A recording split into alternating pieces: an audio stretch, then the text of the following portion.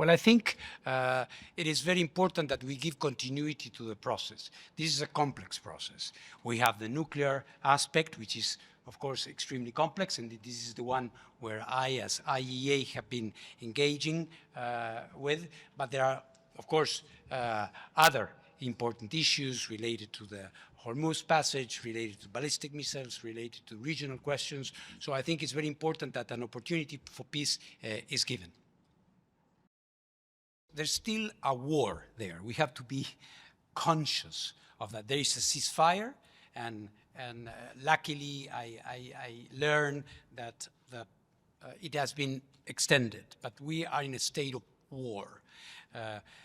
The situation of the Strait will inevitably need to be solved in conjunction with the others, because the freedom of passage has become a bargaining chip between the sides because of the underlying tensions. So inevitably, that will have to be addressed in conjunction with other problems. But of course, we need to assure freedom of navigation. It is essential for world economy. It is essential for all. Can you talk about what your role and the IAEA role has been in the negotiations between the U.S. and Iran, and whether they have asked you to come on, at IAEA, to come on and do any oversight of any nuclear deal they plan to make? Well, we have been engaged in this process for a long time, even before this negotiation, and in this negotiation until February, until the beginning of this new war.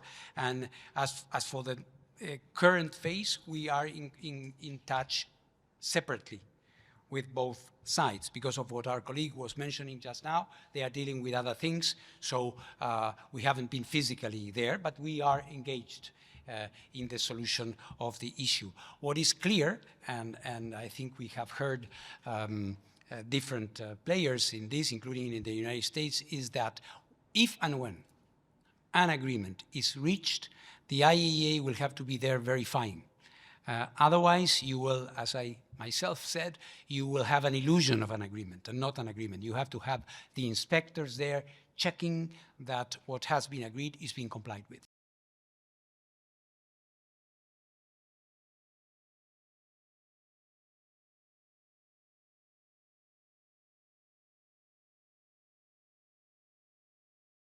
I think the main issue here is that the two sides departed Islamabad, days ago without a firm date and time set for the next round of talks. So they left it somewhat open on the calendar. Obviously, you had the timeline for the ceasefire that was agreed to. I think some of the steps taken in the interim since then, certainly with the United States now issuing a blockade of Iranian ships coming out of the Strait of Hormuz, is seen by Iran as escalatory and certainly in violation of at least the spirit of the ceasefire that was agreed to in Islamabad. Washington is countered with accusations of its own that Iran is not fully abiding by. So I think at the macro level, you have some issues that remain unresolved.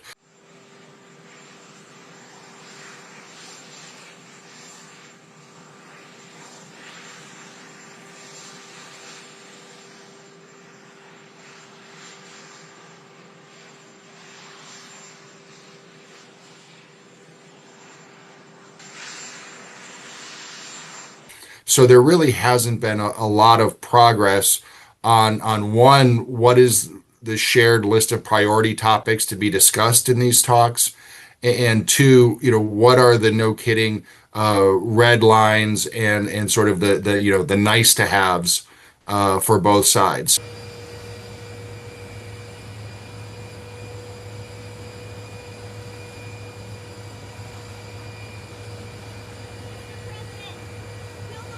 Well, the reporting suggests that J.D. Vance is seen among the senior U.S. officials that would be considered for such a role.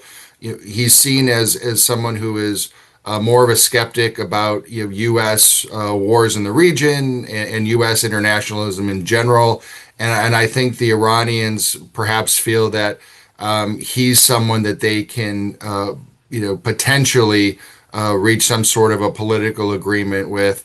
more so than either Steve Witkoff or Jared Kushner, who they now on two occasions have had difficult time breaking through in other talks that again on both occasions led to Iran being struck by the U.S. and Israel.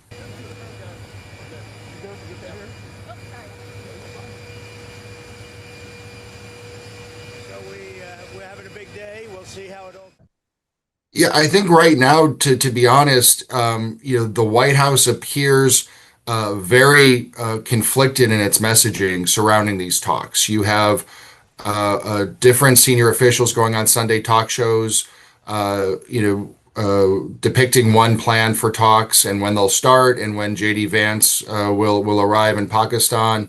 Then you have President Trump that very same day countering that with, the talks may not happen now for another day or two.